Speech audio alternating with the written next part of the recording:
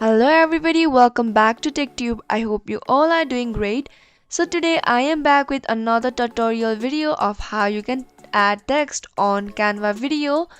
So to get started, first of all open up your Canva application, and once you have opened up your Canva application you will be brought with the home page of Canva. Now what you can do is from the home page go ahead and tap on mobile video, and you can select any video of you like.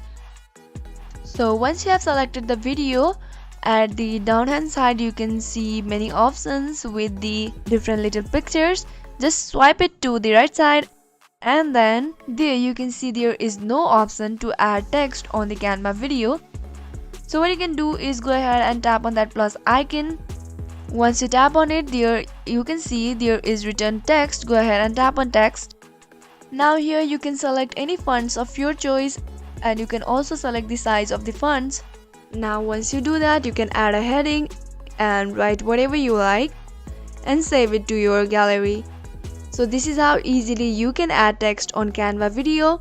So I hope this video helps, and if you found the video to be helpful, go ahead and subscribe to our channel and also press the notification bell for more updates.